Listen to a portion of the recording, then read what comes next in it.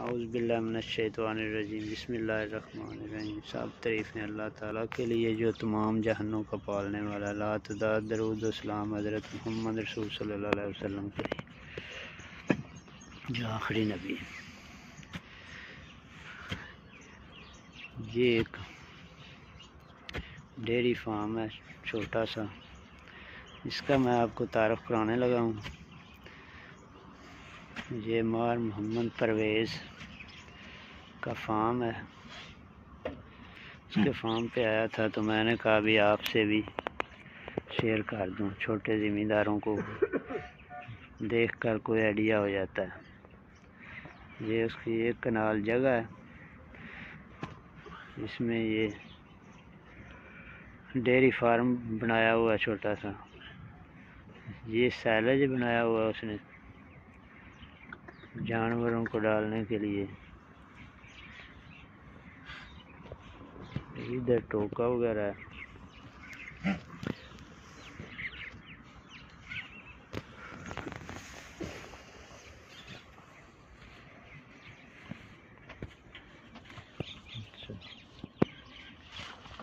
یہ silage ڈال رہے ہیں۔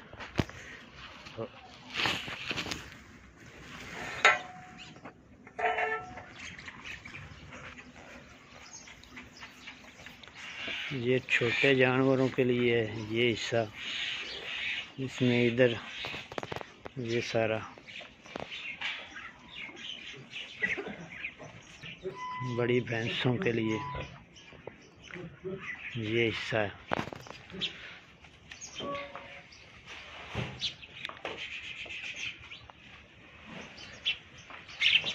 سیلج ڈال رہے ہیں صبح صبح۔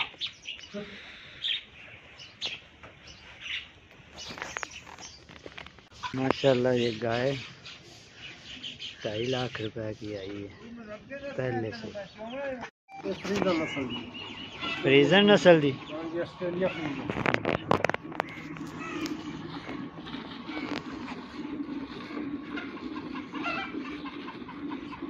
دودھ کنا دین دی صبح شام؟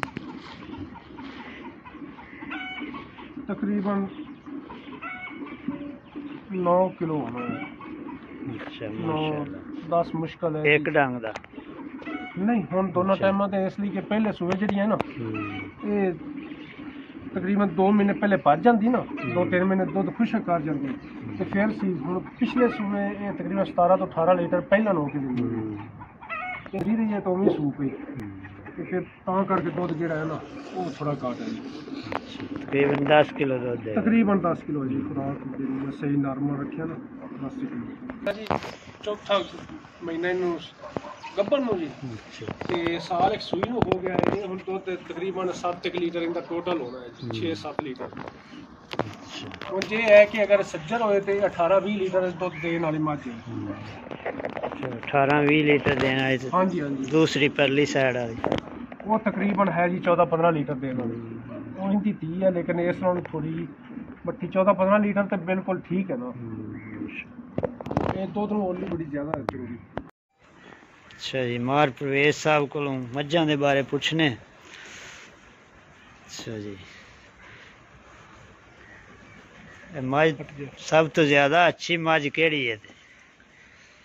یہ بھائی ظہور صاحب ساری میرے نظر تے ساری اچھی نے، ایک دوے تو ود کے تھوڑا اچھا تے یہ جڑی نسل کھڑی ہے نا ساری ایک ماج دی نسل۔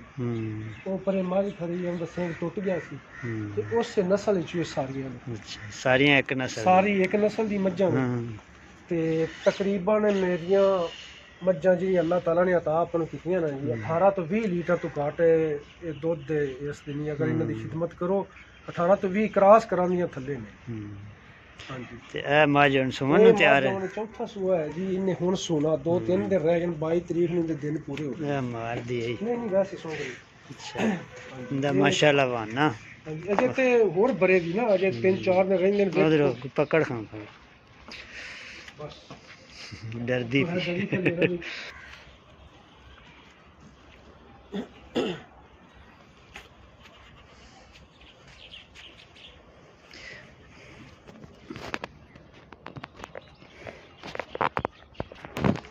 مجھاں یا انہاں دے بچیاں وغیرہ دے کوئی علاج دے بارے ਇਲਾਜ ਭਾਈ ਸਾਹਿਬ ਜਿਹੜੇ ਛੋਟੇ ਬੱਚੇ ਨੇ ਨਾ, ਮੱਝ ਜਾਂ ਹੋਏ ਗਾਂ ਦਾ, ਮਹੀਨੇ ਡੇਢ ਦਾ, ਜਾਂ ਉਹਨਾਂ ਨੂੰ ਮੋਸ਼ਨ ਲੱਗ ਜਾਂਦੇ ਨੇ ਖੂਨ ਵਾਲੇ, ਉਹਨਾਂ ਦਾ ਤੁਸੀਂ ਥੋੜਾ ਜਿਹਾ ਮੱਖਣ ਲੈ ਕੇ ਨਾ, ਵਿੱਚ ਹਲਦੀ ਦਾ 1 ਚਮਚਾ ਮਿਕਸ ਕਰਕੇ ਨਾ, ਉਹ ਤੁਸੀਂ ਦੇ ਦਿਓ। ਛੋਟਾ ਚਮਚਾ? ਹਾਂਜੀ, ਛੋਟਾ ਚਮਚਾ। ਅੱਛਾ। ਤੇ ਉਸ ਤੋਂ ਇਲਾਵਾ ਅਗਰ ਕੋਈ ਡੋਰ ਹੈ, ਮੱਝ ਹੈ, ਗਾਂ ਹੈ, ਕੋਈ ਵਾਂਸ ਕੱਢਦੀ, ਤੁਸੀਂ ਇਹ ਪੱਤੀ ਨਹੀਂ ਹੁੰਦੀ ਪੀਣ ਵਾਲੀ, ਇਹ ਤੁਸੀਂ ਜਿਹੜਾ ਛਟਾਂਕ ਦਾ ਜਿਹੜਾ ਛੋਟਾ ਡੱਬਾ ਹੈ ਜੀ, ਉਹ ਲੈ ਕੇ, ਛੋਟੀ ਡੱਬੀ ਛਟਾਂਕ? ਹਾਂਜੀ ਹਾਂਜੀ। ਤੇ ਉਹ ਤੁਸੀਂ ਆਟੇ 'ਚ ਮਿਕਸ ਕਰਕੇ, ਕੋਈ ਪੇੜਾ ਲੈ ਲਓ ਇੱਕ ਆਟੇ ਦਾ, ਉਹਦੇ 'ਚ ਮਿਕਸ ਕਰਕੇ ਉਹ ਤੁਸੀਂ ਦੇ ਦਿਓ ਮੂੰਹ ਪਕੜ ਕੇ, ਤਾਂ ਇਨਸ਼ਾਅੱਲਾ ਤਾਲਾ ਉਹ ਸਹੀ ਰਹੇਗਾ। ਤੇ ਉਸ ਤੋਂ ਇਲਾਵਾ ਅਗਰ ਕਿਸੇ ਮੱਝ ਦਾ ਥਣ ਹੈ ਉਹ ਕਟਾ ਗਈ ਹੈ, ਤੁਸੀਂ ਬਿਲਕੁਲ ਜਿਸ ਨੂੰ ਸੂਈ ਹੈ ਉਸ ਟਾਈਮ ਠੀਕ ਸੀ, ਤੇ ਸੂਣ ਦੇ ਐਂਡ ਤੇ ਜਿਸ ਨੂੰ ਤੁਸੀਂ ਚੋਰ ਹੈ ਸੀ, ਐਂਡ ਤੇ ਜਾ ਕੇ ਜਾਂ ਸੈਂਟਰ ਵਿੱਚ ਜਿਸ ਨੂੰ ਗੱਭਣ ਹੈ, 5-6 ਮਹੀਨੇ ਹੋ ਗਏ ਉਹਨੂੰ ਗੱਭਣ ਨੂੰ, ਮੱਝਾਂ ਅਕਸਰ ਦੁੱਧ ਕਟਾ ਜਾਂਦੀਆਂ ਥਣਾ ਵਿੱਚੋਂ, ਤੇ ਤੁਸੀਂ ਜਿਸ ਨੂੰ ਦੁਬਾਰਾ ਤਿਆਰ ਹੋਣੀ ਹੈ ਨਾ, 20 ਡੰਗ ਜਾਂ ਮਹੀਨਾ ਰਹਿੰਦਾ ਹੋਏ, ਉਸ ਟਾਈਮ ਤੁਸੀਂ ਕਾੜਾ ਦੇਣਾ ਹੈ ਜੀ ਥੋਮ ਦਾ।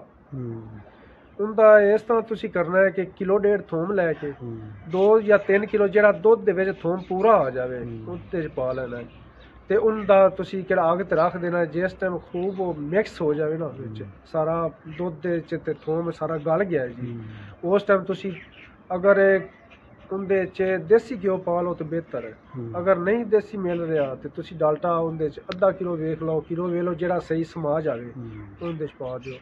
ਉਹਦਾ ਹਰ ਰੋਜ਼ ਸ਼ਾਮ ਤੋਂ ਬਾਅਦ ਜਿਸ ਟਾਈਮ ਜਾਨਵਰ ਪਾਣੀ ਜਾਂ ਚਾਰਾ ਖਾ ਲੈਂਦਾ ਹੈ, ਉਸ ਟਾਈਮ ਉਹਦੇ ਅੱਗੇ ਰੱਖੋ। ਮੇਰੇ ਜਾਨਵਰ ਤੇ ਖਾ ਜਾਂਦੇ ਨਾ, ਅੱਗੇ ਰੱਖੇ ਹੀ ਖਾ ਜਾਂਦੇ ਨੇ, ਤੇ ਤੁਸੀਂ ਵੇਖ ਲਓ ਉਹ ਇੱਕ ਕਿਹੜਾ ਪੇੜਾ ਬਣਾ ਕੇ ਨਾ, ਉਹ ਜਾਨਵਰ ਨੂੰ ਦੇਣਾ ਰੋਜ਼ਾਨਾ, ਤਕਰੀਬਨ 15 ਤੋਂ 20 ਦਿਨ ਪਹਿਲੇ ਕੋਰਸ ਕਰ ਲੈਣਾ ਤੁਸੀਂ, 1 ਜਾਂ 2 ਦਫਾ ਕਰ ਲਓ ਇਨਸ਼ਾਅੱਲਾ ਤਾਲਾ।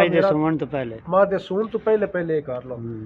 ਤੇ ਅਕਸਰ ਮੱਝਾਂ ਦੇ ਥਣ ਘਟ ਜਾਂਦੇ ਨੇ, ਮੈਂ ਤੇ ਇਸਤੇਮਾਲ ਕੀਤਾ ਤੇ ਬੜਾ ਫਾਇਦਾ ਹੋਇਆ। ਤੇ ਬੱਕਰੀਆਂ ਹੋ ਗਈਆਂ, ਉਹਨਾਂ ਦੇ ਤੁਸੀਂ ਇਸਤੇਮਾਲ ਕਰੋ, ਇਹ ਹਰ ਚੀਜ਼ ਵਾਸਤੇ ਸੋਨਾ ਹੈ ਜੀ। چلو ماشاء اللہ، جزاک اللہ جی۔ اچھا، السلام علیکم ورحمۃ اللہ۔